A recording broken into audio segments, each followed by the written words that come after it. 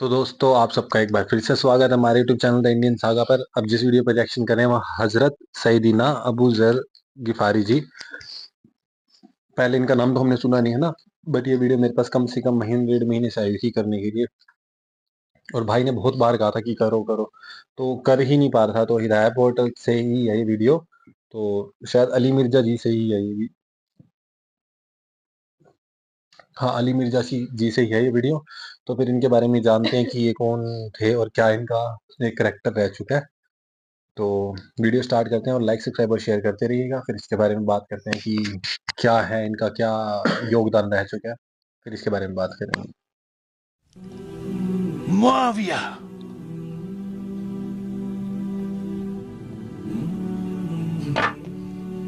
तुम्हें 2 लिबास और पेट भर के खाने से ज्यादा क्या चाहिए? अम्बाले गनीमत खलीफा और उनके मुतवल्लियों के पास क्या कर रहा है? अपनी जाती सरवत की तरक्की, इस भूखी उम्मत की खुशहाली या आबादी के लिए खर्च हो रहा है? सर अबू जर गिफारी रज़ियल्लाहु तआला अन्हु के तो हालात बयान करने के लिए बड़ा पत्थर का दिल चाहिए। इतने सोजो गुदास वाली जिंदगी। हाँ, जामिया तिर्मिज़ी में हदीस है, नबी सल्लल्लाहु अलैहि वसल्लम ने इरशाद फरमाया कि इस नीली छतरी के नीचे अबू जर गिफारी से सच्चा इंसान कोई नहीं। कौन कह रहा है? नबी सल्लल्लाहु अलैहि वसल्लम, जो खुद सादिक और अमीन। और जामिया तिर्मिज़ी में एक और हदीस है, नबी अलैहिस्सलाम ने फरमाया कि अबू जर गिफारी से बढ़कर कोई अहद वफा करने वाला और ज़ुहद में मेरी उम्मत में नहीं है। ये मेरी उम्मत में ईसा इब्ने मरियम की मिसल है, अबू जर गिफारी। और ईसा इब्ने मरियम वो है जिनके बारे में रवायतों में आता है कि वो दुनिया से इतने जाहिद थे कि वो बर्तन में पानी भी नहीं पीते थे। वो कहते थे ये दुनिया का माल है, अपने हाथों में पानी पिया करते थे।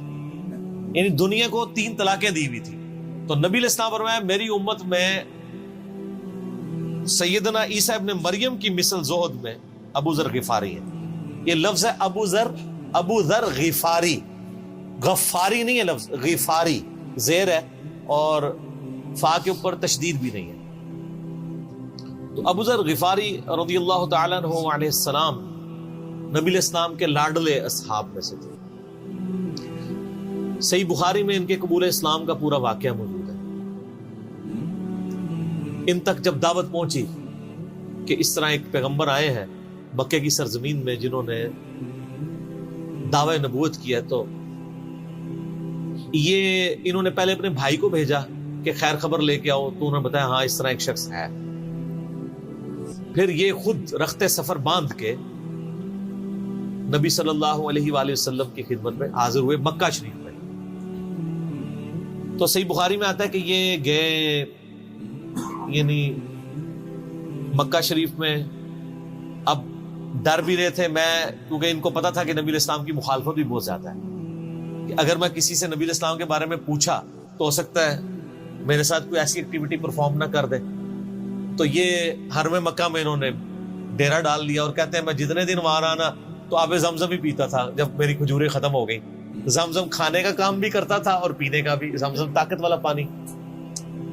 तो कहते हैं सबसे पहले मेरी जिस शख्स से मुलाकात हुई वो सैयदना अली इब्न अबी तालिब थे रज़ियल्लाहु तआला अन्हु अलैहि सलाम। तो कहते हैं हजरत अली ने जब मुझे ऑब्जर्व किया ना तो मुझे अपने साथ घर ले गए कि परदेसी है, खाना शाना खिलाया, रात ठहराया। कहते हैं ना उन्होंने मुझसे पूछा कि किस लिए आए हो, ना मैंने उनको बताया। ये मैं आपको अखलाकियात बता रहा हूँ कि दावत का काम कितना ठंडे करके करना पड़ता है। आप तो कहते हैं पहले दिन ही किसी को रफल ईदैन शुरू करवा दें, इतना आसान नहीं होता ये। तो दूसरा दिन भी इसी तरह गुजरा, तीसरा दिन भी। तो 3 दिन के बाद अबू जर गिफारी ने खुद हजरत अली पे एतमाद किया और उनको अंदाजा हुआ कि ये बड़ा, तो उन्होंने कहा मैं यानी, और हजरत अली ने भी एक्सपोज नहीं किया कि मैं नबी इस्लाम के करीबी लोगों में से हूं। तो उनका कि मुझे तुम एक अच्छे इंसान लगे हो तो मैं इस काम के लिए आया हूं, तो तुम मुझे गाइड करो मोहम्मद इब्न अब्दुल्ला के बारे में, मैं उनसे मिलना चाहता हूँ सल्लल्लाहु अलैहि वसल्लम। तो सैयदना अली ने कहा कि वाकई वो तो अल्लाह के पैगंबर हैं और इस तरह। تو پھر وہ حضرت ابو ذر غفاری کو نبی علیہ السلام کے پاس لے گئے. نبی علیہ السلام کے پاس تھوڑی دیر بیٹھے, انہوں نے اسلام قبول کر لیا. اور سر اسلام کیا قبول کیا, اتنا اعلیٰ درجے کا ایمان. نبی علیہ السلام فرمایا تم اپنے قبیلے میں واپس چلے جاؤ, جب مکے میں ہمارا غلبہ ہوگا یا کوئی اللہ تعالیٰ راہ نکالے گا, ابھی تو جو بھی اسلام قبول کرتا ہے اس کی پھینٹی لگتی ہے, تو میں کوئی نہ کوئی تمہیں مطلب بتا دوں گا, ابھی تم اپنا ایمان پوشیدہ رکھو, اپنے علاقے میں چلے جاؤ. ان کا یا رسول اللہ ایسے نہیں ہو سکتا. وہ جناب آگے مکے خانہ کعبے کے اندر آ کے انہوں نے کہا میں گواہی دیتا ہوں کہ اللہ ایک ہے اور محمد صلی اللہ علیہ وسلم اس کے رسول ہے. تو مشرکین عرب ان پہ ٹوٹ پڑے, خوب مارا. حتیٰ کہ عباس بن عبد المطلب جو اس وقت تک مسلمان نہیں ہوئے تھے, نبی علیہ السلام کے چچا تھے, لیکن چونکہ بنو ہاشم سے تھے اور بنو ہاشم آپ کو پتا ہے متولی تھے کعبہ شریف کے, انہوں نے اپنے آپ کو ابو ذر غفاری کے اوپر گرا لیا کہ تاکہ ان کو کوئی مارے نہ. انہوں نے کہا تمہیں پتہ نہیں ہے قبیلہ یعنی غفاری قبیلے سے تعلق رکھتا ہے, تو اس کے قبیلے کے لوگ آ کے یہاں پہ لڑائی کریں گے ہم سے.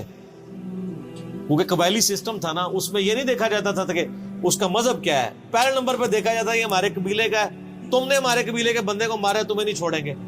اسی وجہ سے آپ دیکھیں نا, بنو ہاشم اسلام قبول نہ کرنے کے باوجود نبی علیہ السلام کی پشت میں تو کھڑے رہے نا, اور یہ پہلے بھی ہوتا رہا. قرآن حکیم میں آتا ہے نا کہ شعیب علیہ السلام کی قوم کیا کہتی ہے, اے شعیب اگر تیرا قبیلہ تیرے ساتھ نہ ہوتا کب سے تیرا کام کر چکے ہوتے. اس لیے انبیاء ڈومیننٹ قبائل میں آتے ہیں, جو شریف النفسی والے ہوتے ہیں, جن میں ایک سسٹم ہوتا ہے پورا. تو اور پھر جو ہے نا وہ اگلے دن پھر ابو ذر غفاری نے اس طرح کلمہ پڑھا, پھر ان کی پٹائی ہوئی, پھر حضرت عباس نے ان کو بچایا اور پھر وہاں سے یعنی وہ چلے گئے. یہ پوری حدیث صحیح بخاری میں ہے, اور بلکہ بخاری میں پورا ایک چیپٹر ہے ابو ذر غفاری کے اسلام لانے کا واقعہ. امام بخاری نے ابو ذر غفاری کا پروٹوکول یہ رکھا ہے کہ اسلام کا پورا چیپٹر بنایا ہے ابو ذر غفاری کے اسلام لانے کا واقعہ. باقی یہ درویش صفت آدمی تھی اور دنیا کو 3 طلاقیں دی ہوئی, اور وہ اس لیے کہ انہوں نے نبی علیہ السلام کو بڑا کلوزلی آبزرو کیا تھا. نبی علیہ السلام کی جتنی احادیث دنیا سے زہد اور دنیا پرستی کی مذمت پہ ہے نا, اکثر احادیث کے راوی ابو ذر غفاری. چونکہ انہوں نے نبی علیہ السلام کو بڑا کلوزلی آبزرو کیا تھا, تو اس لیے وہ صحابہ کرام پہ جب دنیا کے خزانے کھول دیے گئے, اور بعض اصحاب اور بعض تابعین میں انہوں نے جب دنیا کی محبت میں غلبہ اور عیاشی کا لیول دیکھا تو ان سے وہ برداشت نہیں ہوتا تھا. انہوں تو نبی علیہ السلام کی صحبت کی ہوئی تھی, خدا بے نیاز ہے. وہ کہتے تھے یہ دیکھو یار, ہم لوگ تو فاقے کرتے تھے اور ہمارا پیغمبر ہمیں یہاں تک تعلیمات دیتا تھا کہ اے اللہ محمد اور آل محمد کو بس اتنا ہی رزق دینا کہ روح اور جسم کا رشتہ برقرار رہے. یہ حدیث بخاری و مسلم میں ہے, اور بخاری و مسلم میں حدیث ہے حضرت عمر کو نبی علیہ السلام نے ڈانٹتے ہوئے کہا, جب وہ چٹائی کے نشان دیکھے ان کا یا رسول اللہ رو پڑے کہ کیسر و کسرا تو دنیا کے مزے لوٹ رہے ہیں اور آپ اللہ کے نبی, تو آپ فرمایا کہ تم اس پہ خوش نہیں کہ وہ دنیا کے مزے لوٹیں اور تم آخرت کی سعادت لوٹو. اور لگتا ہے عمر تم پہ دنیا کی حقیقت آج بھی نہیں کھلی.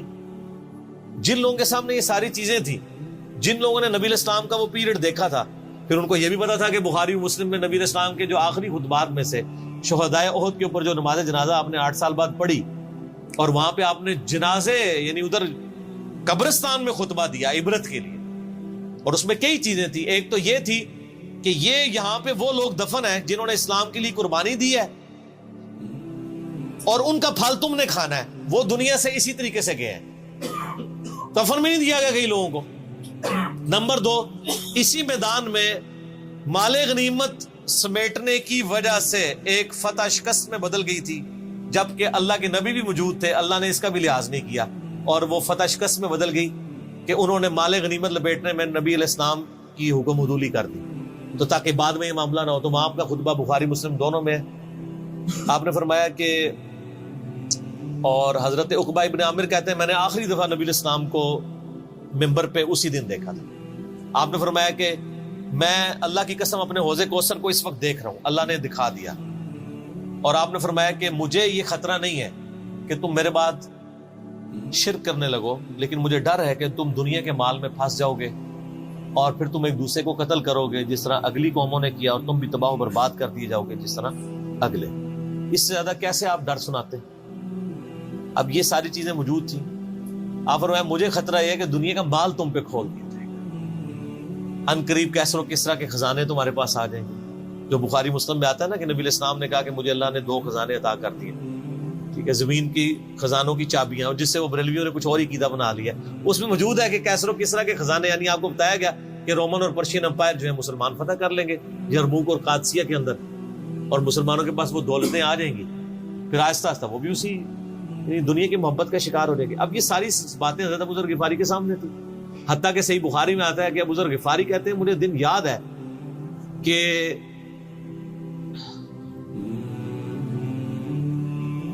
نبی علیہ السلام نے فرمایا کہ ابو ذر وہ احد پہاڑ دیکھ رہے, تو کہتے ہیں میں نے احد پہاڑ کی طرف دیکھا اور میں یہ سوچ رہا تھا کہ ابھی مجھے آپ کسی کام کے سلسلے میں وہاں بھیجیں گے. دن کا وقت تھا, تو میں اپنے ذہن میں یہ اندازہ لگانا شروع کر دیا کہ کوئی کام بتائیں گے تو میں یہ پہنچ کے واپس کتنی دیر میں آؤں گا. لیکن آپ نے یہ بات نہیں کرنی تھی. آپ نے فرمایا کہ اگر یہ سارا پہاڑ جو کئی کلومیٹرز پہ پھیلا ہوا ہے, آج بھی احد پہاڑ موجود ہے مدینہ شریف میں, مسجد نبی سے بھی نظر آتا ہے, اور جو شہدائے احد کا قبرستان ہے اس کی بالکل بیک سائڈ پہ کئی کلومیٹرز میں پھیلا ہوا, اگر یہ سارا سونے کا ہو تو آپ علیہ السلام فرمایا کہ میں سب کا سب اللہ کی راہ میں فوراً شام سے پہلے خیرات کروں, اپنے پاس میں 2 یا 3 دینار ہی رکھوں صرف, یعنی جو ٹوٹل زندگی گزارنے کے سب خیرات کروں. اب مجھے بتائیں جن لوگوں نے, یہ ابو ذر غفاری راوی, جن لوگوں نے یہ حدیثیں حضور سے سنی ہوئی تھی, جب وہ یہ دیکھتے تھے کہ رومن اور پرشین امپائر کے گرنے کے بعد جب مسلمانوں کے پاس خزانے آئے ہیں اور حضرت عثمان کے دور میں لوگوں کے لاکھوں روپے آج کے وظیفے لگ گئے ہیں گھر بیٹھے, وہ بھی انہی عیاشیوں میں پڑ گئے, تو ان کو یہ چیزیں ہضم نہیں ہوتی تھی. تو یہ شام ہجرت کر گئے تھے. نبی علیہ السلام نے پہلے ہی کہا تھا, المستدل الحاکم میں تو ڈیٹیل موجود ہے. آپ کس بت کی شبیہ ہے, اتنا وقت. پھر کبھی اگر سنا کہ تم نے کوئی فتویٰ دیا ہے تو تمہاری زبان کھینچ لوں گا. جاؤ دفع ہو جاؤ. یہاں پہ میں آپ کو ضمن بتا دوں, اکثر لوگ صحابہ کرام کے حالات و واقعات کے بارے میں پوچھتے ہیں, مطلب پوری زندگیاں لگ جائیں تو وہ واقعات بیان کرتا رہے انسان, ختم نہیں ہوتے. اس میں 3 بڑی کتابیں ہیں جو یعنی اہل سنت کے ائمہ نے لکھی ہیں. اس میں جو ٹاپ آف دا لسٹ کتاب ہے وہ ہے اسد الغابہ. امام ابن اثیر المتوفا 630 ہجری نے 8000 صحابہ کے حالات و واقعات جمع کیے ہیں اس کے. یہ اردو میں ترجمہ ہو چکا ہے شرح کے ساتھ. اس کی شرح لکھی ہے الاصابہ, امام ابن حجر اسقلانی نے, المتوفا 852 ہجری. 8000 صحابہ کے حالات و واقعات, یہ سب سے بڑا ذخیرہ ہے ہمارے پاس. اسد الغابہ کی شرح الاصابہ, اور ایک اور کتاب ہے امام ابن عبد البر المتوفا 463 ہجری, الاستیاب ان کی کتاب ہے. اب وہ ابھی اردو میں ٹرانسلیٹ نہیں ہوئی ہے. اور اس کے علاوہ فضائل صحابہ جو چیپٹر ہے بخاری میں, مسلم میں, وہ آپ کو چند ایک واقعات ملیں گے. ڈیٹیلڈ آپ کو المستدرک للحاکم میں جو 4تھی اور 5ویں جلد ہے نا, جو اردو ترجمے والی بریلویوں نے چھاپی ہے, وہ تو ساری ہے ہی صحابہ کرام کے بارے میں, اور ڈیٹیلڈ حالات ہیں. ابو ذر غفاری کے بارے میں بھی آپ کو آلموسٹ جتنی میں حدیثیں بیان کر رہا ہوں آپ کو مل جائیں گی. اس میں یہ حدیث نبی علیہ السلام نے, یعنی یہ حدیث ہے المستدرک للحاکم میں صحیح سند سے, کہ فرمایا آپ علیہ السلام نے کہ ابو ذر تیرا کیا حال ہوگا جب تو بھوسا لوگوں میں رہ جائے گا. اور آپ نے یوں انگلیاں ڈالی. اور ابو ذر غفاری کا انتقال 32 ہجری میں ہوا ہے حضرت عثمان کے دور میں. یہ بات عبداللہ بن عمر بن عاص کے بارے میں نہیں کہی تھی؟ وہ بھی ہے, وہ تو صحیح بخاری میں ہے. عبداللہ بن عمر بن عاص کو نبی علیہ السلام نے فرمایا تھا کہ تو بھوسا لوگوں میں رہ جائے گا. سیم الفاظ حضرت ابو ذر غفاری کے بارے میں حاکم میں ہے. آپ مستدل الحاکم کا چیپٹر کھولیں. وہ تو یزید کے دور تک گئے تھے نا, یہ حضرت عثمان غنی کے دور میں بہت ہوئے. انہیں حضرت عثمان غنی برے نہیں تھے نعوذ باللہ, یعنی ان کے دور میں عیاشی کا لیول لوگوں کا یہ ہو گیا تھا. تو یہ یعنی اس میں پھر حدیث میں الفاظ ہیں نبی علیہ السلام سے, پھر انہوں نے کہا یا رسول اللہ میں کیا کروں, تلوار اٹھا لوں؟ آپ فرمایا صبر کرنا اور اپنی زبان سے تم حق بات کی تلقین کرتے رہنا, پھر آپ کو حاکم میں ملے گا. نبی علیہ السلام فرمایا کہ ان قریب تمہیں مدینے سے نکال دیا جائے گا, شام چلے جاؤ گے وہاں سے بھی نکال دیا جائے گا. اور سر ایک بڑی دردناک حدیث ابو ذر غفاری کے پاس, وہ حاکم میں ہی ہے, المستدرک الحاکم میں. ہاں غزوہ تبوک آپ کو پتا ہے ایک ایسا غزوہ تھا جس میں جو شرکت نہیں کرے گا وہ منافق ڈکلیئر ہوگا. قرآن میں فتویٰ آ گیا تھا. اس سے پہلے کبھی نفیر عام نہیں تھی. یہ پہلا اور آخری موقع تھا, کیونکہ رومن امپائر سے ٹکرانا تھا, سپر پاور تھی دنیا کی, 1.5 لاکھ کی فوج لے کے کیسرے روم بارڈر پہ آ گیا تھا عرب کے. تو نبی علیہ السلام نے اناؤنسمنٹ کی کہ بھئی اب سب نے جانا ہے, جو نہیں جائے گا منافق شمار ہوگا, الا یہ کہ کسی کے پاس ریسورسز نہ ہو, یا کوئی مریض ہو, یا کوئی عورت ہو, یا کوئی معذور ہو. منافقین آگے بہانے کر رہے تھے. کچھ سادہ لوگ مسلمان بھی اس کا حصہ بن گئے. بخاری مسلم میں 3 اصحاب کی توبہ کا واقعہ بھی موجود ہے, وہی میری ویڈیو ریکارڈڈ ہے. تو کعب بن مالک کی رضی اللہ تعالیٰ عنہ علیہ السلام, کچھ لوگ جو ہے وہ یعنی اپنے ان معاملات کی وجہ سے کچھ پیچھے بھی رہ گئے. تو المستدل الحاکم میں آتا ہے کہ صحابہ کرام کہتے ہیں کہ ہم نبی علیہ السلام کے ساتھ سفر پہ نکلے نا جب, تو نبی علیہ السلام کو آگے کوئی بتاتا تھا, کہتا تھا یا رسول اللہ وہ جو فلاں بندہ تھا نا وہ بھی کوئی نہیں آیا, پیچھے رہ گیا. تو آپ علیہ السلام پرواہ نہیں کرتے تھے. پھر بتایا گیا یا رسول اللہ وہ بھی کوئی نہیں, یعنی جڑے نعرے مارتے سن اونچے اونچے, جدوں ایتھے کسی کو دسایا جائے گا سر وہ تہاڈا پکا جڑا یار ہے بیلی وہ بھی کوئی نہیں ہے, تو حضور علیہ السلام کو لوگ نا فیڈ بیک دیتے یا رسول اللہ وہ بھی غائب ہے, وہ بھی نہیں آیا. اب 30,000 کے لشکر میں آپ نے کوئی ریکارڈ تو نہیں رکھا تھا, رجسٹر تھا, لیکن کدھر 30,000 بندوں میں کدھر کوئی رکھ سکتا ہے صاحب اس طرح, یا رسول اللہ وہ بھی رہ گیا, وہ بھی. تو حضور علیہ السلام کہتے ٹھیک, آپ فرماتے تھے اللہ چاہے گا تو آ جائے گا, نہیں آئے گا تو نہیں آئے. تو کسی نے کہا کہ وہ ابو ذر غفاری بھی پیچھے رہ گیا, آیا. اور ابو ذر کو اس کے اونٹ نے روک لیے. اونٹ ہی نہیں اٹھ رہا تھا نا سر, وہ آپ کو گاڑی تو نہیں ہے نا جو سٹارٹ کر لیں گے آپ, اونٹ چلنے سے انکار کرتے ہیں, وہ کر سکتا ہے. اور سر سفر کتنا ہے, 700 کلومیٹر, 700 کلومیٹر کا ریگستانی سفر آج کے دور میں بھی کرنا مشکل ہے. سائیکل پہ نہیں آپ کر سکتے, پیدل تو آپ سوچ بھی نہیں سکتے. اونٹ کے بغیر کیسے ہو سکتا ہے, جس میں آپ کو اونٹ اس لیے بھی ضروری ہے کہ اس کے اوپر آپ نے سامان لادنا ہے. پانی نہیں راستے میں پینا, ریگستان میں تو کئی کلومیٹر تک کچھ بھی نہیں ہوتا, بھوکے پیاسے مریں گے. پھر آپ قافلے سے بھی جدا ہیں. تو ابو ذر غفاری کوشش کرتے رہے کہ اس طریقے اونٹ, اسی دوران قافلہ نکل گیا آگے, تو وہ اونٹ اٹھا ہی نہیں ہے. تو حضرت ابو ذر غفاری نے اپنا سامان اپنی پیٹھ پہ لا دیا, پیدل چل پڑے ریگستانی سفر. حاکم کی روایت ہے کہ ہم نے دیکھا دور سے ایک اکیلا شخص آ ہے جس کی پیٹھ کے اوپر بورا لدا ہوا ہے. تو نبی علیہ السلام کی آپ محبت دیکھیں, آپ نے فرمایا کہ تو ابو ذر ہو جا, یعنی جو آنے والا شخص ہے تو ابو ذر ہو. یعنی حضور نے خواہش کا اظہار کیا. آپ کو نظر تو نہیں آ رہا تھا یہ کون آ رہا ہے, آپ کی محبت, آپ کو پتا تھا ابو ذر غفاری نہیں رہ سکتا پیچھے. تو صحابہ کہتے ہیں آپ نے فرمایا تو ابو ذر ہو جا. تو صحابہ کہتے ہیں تھوڑی دیر بعد جب وہ قریب آئے تو ہم نے پہچان لیا ابو ذر غفاری ہیں. تو جب ہم نے پہچان لیا نا, تو حضور علیہ السلام نے ان کے پہنچنے سے پہلے آپ نے فرمایا ابو ذر کو دیکھو اکیلا آ رہا ہے, اکیلے ہی دنیا سے جائے گا, اور قیامت الدن بھی اکیلا اٹھایا جائے گا. یہ اس حدیث کا بھی کچھ حصہ باقی ہے, میں بعد میں بیان کروں, پہلے میں اس کو کنکلوڈ کر لوں. کہ صحیح بخاری میں آتا ہے کہ حضرت ابو ذر غفاری شام چلے گئے تھے, وہاں پہ چونکہ گورنر تھے حضرت معاویہ رضی اللہ تعالیٰ عنہ. وہ قرآن کی جو سورہ توبہ کی آیات ہے نا, تو حضرت معاویہ کہتے تھے یہ تو اہل کتاب کے بارے میں آیات نازل ہوئی ہیں. تو وہ کہتے تھے نہیں, یہ سب کے بارے میں ہے. اب شرعی حکم یہ ہے کہ مال آپ جوڑ سکتے ہیں اگر آپ زکوٰۃ دے رہے ہیں, لیکن یہ پسندیدہ نہیں ہے. طریقہ نبوت یہ نہیں ہے. نبی علیہ السلام نہیں جوڑ سکتے تھے, پوری زندگی زکوٰۃ دینے کی نوبت نہیں آئی ہے, حالانکہ خمس ملتا تھا, خیرات کرتے تھے. ابو ذر غفاری کا جھگڑا یہ تھا کہ تم تو نبی کے صحابہ ہو, تم لوگوں کو یہ زیب ہی نہیں دیتا کہ تم لوگ اس طرح کے محلات میں رہو اور اس طرح مال جوڑو. تو اب چونکہ سینئر سے ابھی تھے, ان کو ہاتھ ڈالنا بھی آسان نہیں تھا. پھر نبی علیہ السلام نے فرمایا ہو کہ اس سے زیادہ سچا انسان ہی کوئی نہیں. تو معاویہ نے خط لکھا حضرت عثمان کو کہ جی اس بندے سے میری جان چھڑائے نا, اس کو آپ واپس بلائیں. حضرت معاویہ نے جب خط لکھا تو عثمان نے ان کو کہا تم مدینہ شریف واپس آ جاؤ. جان لو. مدینہ شریف جب یہ واپس آئے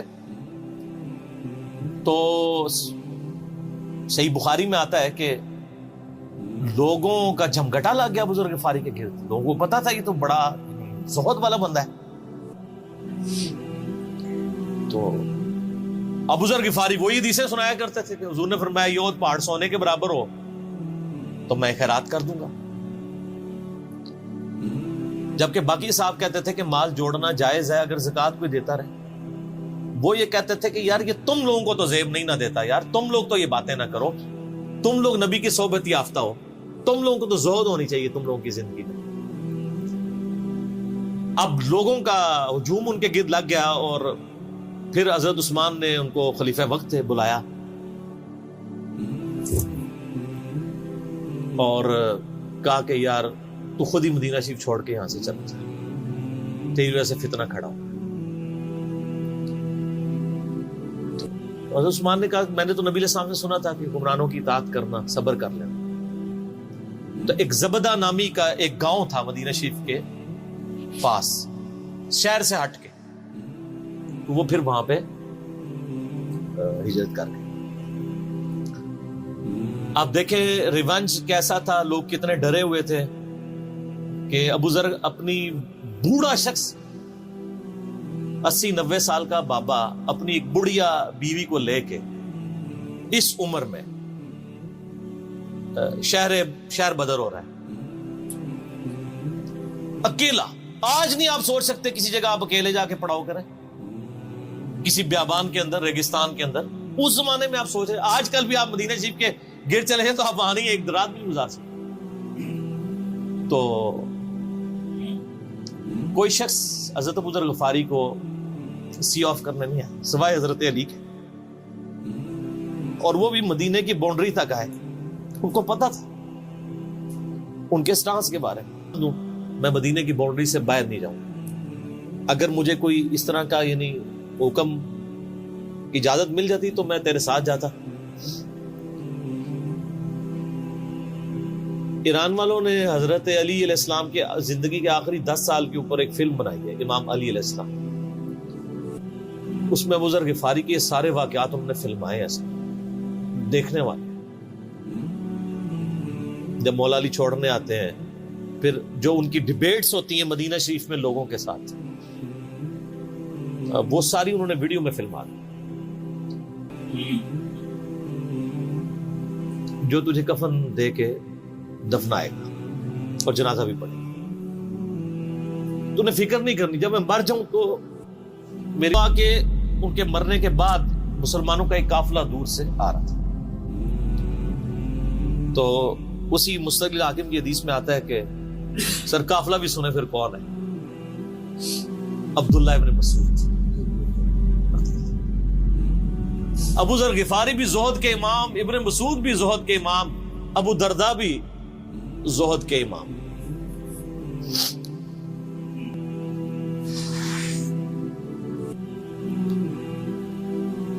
ابن مسعود رضی اللہ تعالیٰ عنہ جب وہاں پہ رکے, ان کو تو نہیں پتا تھا یہ کون ہے. تو انہوں نے کہا بی بی کیا ہوا؟ ان کا میرا خامند مر گیا ہے. ان کا یہ کون ہے؟ تو انہوں نے کہا ابو ذر غفاری. عبداللہ ابن مسعود کی چیخ نکل گئی, چیخ ماری انہوں نے. ان کا واہ, اللہ کے نبی نے فرمایا تھا کہ ابو ذر اکیلا آ رہا ہے تبوک کے موقع پہ, دنیا سے بھی اکیلا جائے گا, اور قیامت والے دن بھی اکیلا اٹھائے. یعنی اب اسی سرزمین سے ہی اس نے اٹھنا ہے نا, ہر بندے نے اپنی قبر سے اٹھنا ہے. یعنی وہ مسلمانوں کے قبرستان میں بھی دفن نہیں. ایک یہ جو مزار کی رٹ لگائے پھرتے ہیں, میں ان سے پوچھتا ہوں تمہارے بابوں کی کیا اوقات ہے؟ ابو ذر غفاری کا مزار دکھاؤ کدھر.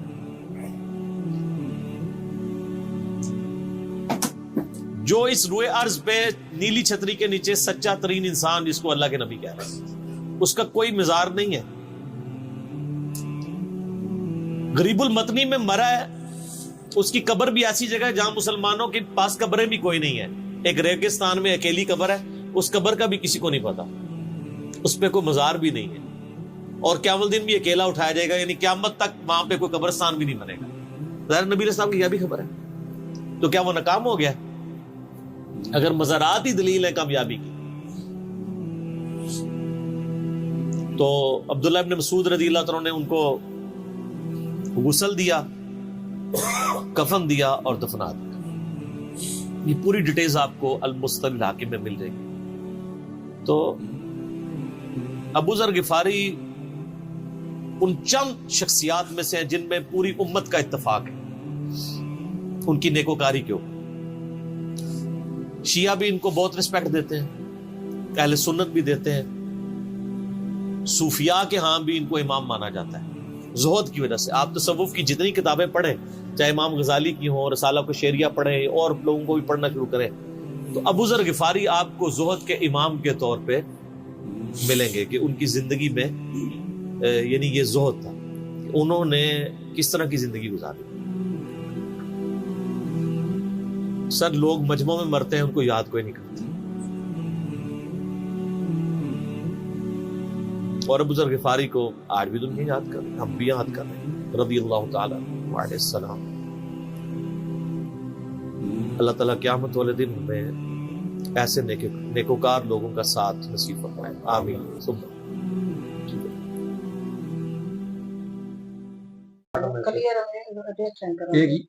ایک امپریس، جیسے ان کو پتا چلا کہ جیسے جو پرماتما کا کھوجی ہوتا ہے، جب محمد صاحب نے اپنی مطلب ان میں لائف میں یوں کہا کہ میں نبی ہوں، تو انہوں نے سنا کہیں سے کہ کوئی نبی ہے تو چلے گئے، امپریس ہو گئے، تو ان کو اپنا مان لیا ان کی چیزوں کو کہ بھی ہاں یہ سب کچھ ہے۔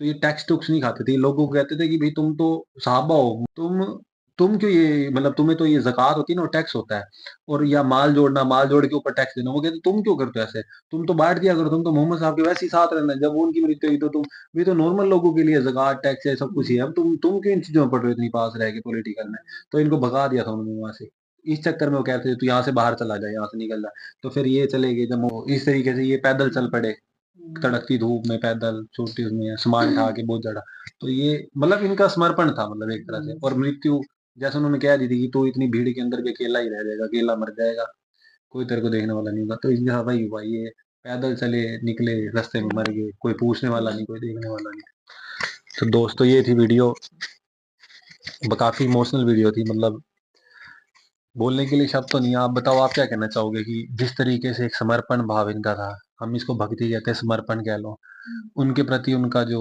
وہ تھا کہ جس طریقے سے مطلب دیکھ سکتے ہو کہ کرنا ہے تو چل پڑنا ہے، ریگستان کی تپتی دھوپ میں چل پڑے، اکیلے آئے، اکیلے مطلب پرماتما سے لیو کہ اکیلے ریگستان میں زمین پہ پڑے اپنے پران تیاگ رہے ہیں، اور وہیں پہ ان کی وہ بنا دی گئی ہے، کتنی مطلب کہ کوئی مطلب نہیں ہے کہ میری کوئی قبر وہاں کا کچھ ہوگا، ایسا کوئی انہوں نے کچھ نہیں سوچا۔ ہمت ملتی ہے نا، مطلب اتنا سمرپن کر دیا انہوں نے جو کہ بس یہ لگا لو کہ بھائی اللہ ہی اس کو ول پاور دے رہا ہے، طاقت دے رہا ہے اس کو، کہ نہیں تو معنی رکھتا ہے کہ بھائی ریگستان کے اندر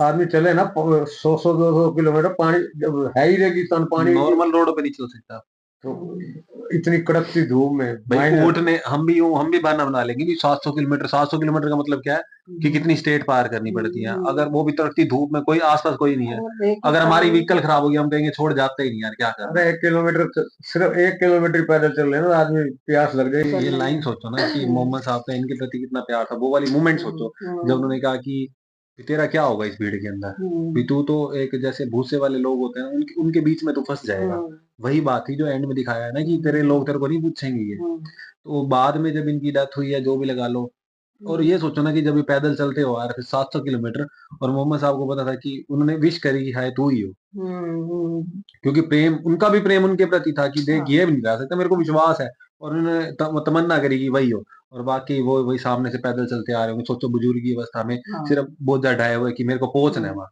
کہ یہ میرے لیے وہ آیا ہوا ہے کہ جو بھی ہے لڑے گا ضرور ان کے خلاف، تو چاہے میرا کوئی وہ وہاں پہنچ ہی گئے نا کس طریقے سے، بہت ان کے من میں اس عمر میں اتنا پکا وشواس تھا، اپنے اوپر ایک پریم ہوتا ہے، پیار تھا، بہت پیار ہوتا ہے نا کہ بھئی یہ پیور ہے، میرے کو اس کے لیے کرنا ہے، بنا کچھ لین دین، بنا کسی تول بھاؤ کے، مطلب وہ کہہ رہے ہیں نا کہ جیسے ایسی پرسنالٹیز کو یاد کیا ہی نہیں جاتا، جس طریقے سے ان کی ویڈیو دکھا رہے تھے، پرسنالٹی کتنی اچھی بنائی گئی ہے ان کی، ہے نا کہ بھئی کس طریقے سے پیدل نکل پڑے، اور اینڈ میں دیکھو ان کو جب باہر نکال دیا گیا، جیسے کہ وہ مطلب جو پران تیاگ دیے ہیں، ان کی وائف وہاں بیٹھی ہے، اور یہ نہیں پتا کہ کون ان کو دفنائے گا، جبکہ کتنی بڑی بات ہے کہ اور وہ بھی ریگستان میں، भाई हाँ। कोई कबर वो नहीं, कोई कुछ नहीं कि भाई चल कोई अपना आके दफना जाएगा। नहीं, वीडियो देखने में बहुत इमोशनल थी, मन विचलित सा हो रहा था, लेकिन उनका सीखने को क्या अल्लाह पे मिला बताओ, सीखने को क्या मिला? कि अपने जो गुरु हैं हमारे नंबर, उनके प्रति हमारा प्यार ऐसा ही होना चाहिए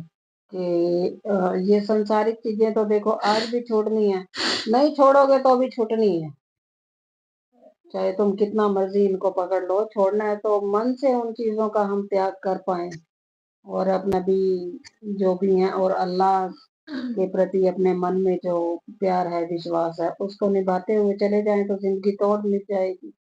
वो कह रहे थे ना बीच में मोहम्मद साहब की बात आई थी कि मेरे को ये डर नहीं है, जैसे बीच में बोला था कि तुम शिरक करोगे, मुझे ये पता कि तुम दुनिया के माल में फंस जाओगे, मीन्स दुनिया की जो भी मान लो, जैसे उनको जो भी जीतते गए थे उसके बाद माल में शक्कर में फंस गए, फिर आर्टिफिशियल चीजों में फंसे, फिर उनको पाने का वो दौर चल पड़ा कि अब ये पाना है, अब ये काम करना है, फिर पैसे कमाने हैं, फिर ये चीजें करनी है, वो भी उन चीजों में फंसते गए, बजाय जिस संदेश के ऊपर वो काम करना था उन्होंने, वो उसमें फंसते गए। आप सोच के देखो ना कि ये खुद ही, मतलब मैं ये कहना चाहूंगा कि क्वेश्चन है कि अगर सब कुछ ही सारे ही अच्छे होते तो फिर आज सुधार के लिए बातें किन के लिए बोली जा रही हैं? बिल्कुल। इनके करेक्टर, इनकी हिस्ट्री स्टोरी से लेकर ये अली मिर्जा साहब या और भी स्कॉलर या और भी जो संदेश दे रहे हैं वो किन के लिए दे रहे हैं, किन को सुधारने के लिए दे रहे हैं? मतलब कमियां बहुत ज्यादा अभी है ना, हर जगह बहुत ज्यादा दबा हर के, जगह बहुत और कमी है। ऐसे करेक्टर से हम क्या सीखे कि जिन्होंने मतलब एक टैक्स के ऊपर भी उन्होंने उनको सुना दिया कि भाई तुम्हें क्या जरूरत है इस चीज की, है ना?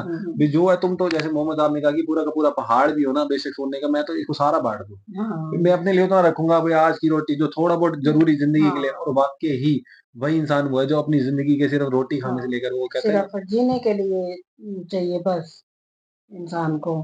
और काफी इमोशनल थी, और काफी, आप बताओ क्या कहना चाहोगे सीखने के भाव से भी? प्रेम आपका कहीं भी होना चाहिए, इसी तरीके का होना चाहिए, प्यार आपका किसी के प्रति भी हो इसी तरीके का होना चाहिए कि आप ये ना देखो कि सामने वाला मुझसे किस तरीके से वो ले रहा है या कर रहा है, अपना समर्पण दिखाना चाहिए जिस तरीके से उन्होंने दिखाया। तो आप क्या कहोगे? बिल्कुल, इनका समर्पण सच में बहुत देखने को ही मतलब ऐसा समर्पण किसी-किसी को ही देखने का मिलता है। तो क्या बोलूँ कोई नहीं, मैं ये कह सकता हूँ कि इनके जीवन से ना कोई भी व्यक्ति हो, कोई पेरेंट्स अपने बच्चों से, कोई पत्नी अपनी वाइफ से, वाइफ अपने पति से, ये भी समर्पण की एक परिस्थिति होती है कि मैं ये कह रहा हूँ कि आर्टिफिशियल है ये सारी चीजें, बट एक आप एक्चुअली उनके प्रति अच्छे हो सकते हो इस तरह के ये एग्जाम्पल से, कि हाँ, उनका प्यार उस तरीके को देखिए, बाकी तो परमात्मा के प्रति भी ऐसा ही रहना चाहिए, तो बचना चाहिए जिस तरीके की इन्होंने बात करी है। बाकी इनकी जो ये कह रहे हैं कि इनके ऊपर मूवी है तो देखनी पड़ेगी, है ना? मैं ज्यादा तो क्या ही कहूंगा, हम सुन के मतलब अंदर ही अंदर बहुत ज्यादा, मतलब हम इनके बारे में पहली कई बार बार सुन रहे हम हैं, जब ज्यादा इमोशनल हो जाते हैं ना, तब हमारे पास शब्दों की कमी हो पहली जाती है। बार सुन रहे थे, लेकिन मतलब वो था ना कि जिस तरीके से उन्होंने चप्पल डाली हुई थी, वो थोड़े से मतलब समझ रहे हो ना कि बैग और उठाए, उम्र भी देखना। और वह जा रहे हैं और मृत्यु पास है, मौत पास है। मौत के बारे में आप आंख बंद करके कोई भी बंदा सोचे कि हम बस चल रहे हैं, चलते चलते ये मौत अब आई है अब, और कोई पूछने वाला है तो भी कोई डर नहीं कि भाई आस पास चला जाऊं, चुपचाप मान लिया चले गए, उन्होंने कह दिया था ना कि अकेला आया अकेला जाएगा। जब उन्होंने अपना आप ही समर्पण कर दिया कि मैं ये जा रहा हूँ, मेरी मौत ये खड़ी आई है, यहाँ 4 कदम चलते भी मैं अपने आप को गिर गया, मैंने समाया के जा रब के बिल्कुल अंदर। बिल्कुल। जब समर्पण ही कर दिया उन्हें, मौत को क्या देखना, मौत अब आए कल आए 4 दिन बहुत बाद जबरदस्त, आए ना आए। काफी इम्प्रेसिव, मतलब मैं ये कहूंगा कि भाई वो, मेरे घर वाले देखेंगे, भाई मेरे मौत आएगा और मेरे को दफनाएंगे। जब समर्पण ही कर दिया, कहीं और नहीं होता दफन, जाना तो जमीन के अंदर ही है। पता है क्या, इसी इमोशन से अब मेरे को, हमें तो लाइफ में मतलब एक अच्छा सा सबक मिलता है, सीखने का मिलता है, और मैं ऐसे किस्से देखना बहुत ज्यादा हम पसंद करते हैं, इमोशनली टच करते हो आपको सिखाते हो कि कोई किसी बंदे ने कैसा जीवन जिया है, उसने किया तो हम भी तो कर सकते हैं ना वैसा, हमारे प्रति भी हम भी इसी तरीके का जीवन, एक वो प्रेरणादायक चीजें हैं ये। परमात्मा किसी किसी को बख्शता है ऐसे ऐसे जीवन, कहते हैं ना कि इनके बदले कोई जिंदगी बदलना चाहे इस तरीके की तो वो बदल लेनी चाहिए, मतलब अगर मिले तो, वैसे तो परमात्मा ने जिसको जो देना है, बाकी बहुत अच्छा, मतलब मैं यही कहूंगा। ऐसी जो हस्तियाँ होती हैं वो यही प्रेरणा देती हैं कि आर्टिफिशियल लाइफ में कुछ भी नहीं रखा। जी, जितना जितना हो सके हमें इन चीज़ों से डिटैच होना ज़रूरी है धीरे टाइम धीरे रहते। धीरे धीरे होना चाहिए, बाकी इस तरीके का इनके ऊपर देखूंगा जरूर, ये भी देखूंगा, बहुत अच्छा लगा। तो ज्यादा मैं नहीं बोलता क्योंकि अली साहब ने जिस तरह से इमोशनल होकर बयान किया ना, वो बहुत काफी था, सिर्फ वो जो दो आंसू वो उनके लिए उन्होंने बहाए हैं ना, जैसे उनको याद भी नहीं करता लेकिन उनके लिए बहाए हैं। यही होता है उनके प्रति अपना एक वो देना, उनको थैंक्स देना, उनको उस चीज के लिए कि आज के कारण श्रद्धांजलि देना कि हम यहाँ बैठे आज आपके इन प्रेरणा स्रोतों से ही हम आगे बढ़ पा रहे हैं। तो काफी अच्छा लगा। तो बस यही कहूंगा कि आप भी सीखें और अच्छे से फील करें। बहुत ज्यादा आप तो बहुत ज्यादा जानते होंगे, और फील करें ताकि अच्छे से अच्छा हम कर सकें, है ना।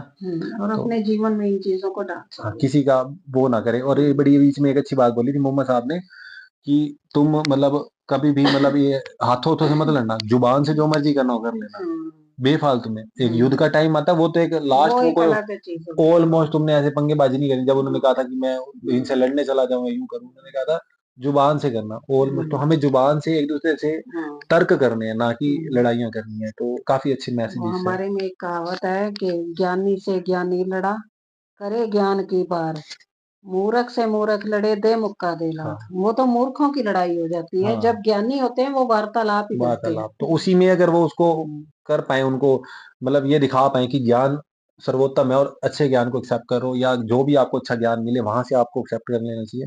तो ये होती है कि आप जुबान से करो। तो इस चीज को हमें जीवन में सबको एक्सेप्ट करना है कि हम किसी से भी करें तो ऑलमोस्ट ऐसे ही करें भाई। वो आखिरी होता है कि जब आप किसी ऐसे लेवल पे हो जाओ। तो यही कहूंगा। तो बस इतना ही काफी है। तो लाइक सब्सक्राइब और शेयर करते रहिएगा, और ताकि सब तक पहुंचे और आप सबके साथ प्यार से जर्नी कीजिए। तो मिलते हैं जल्दी नेक्स्ट वीडियो में। बाय।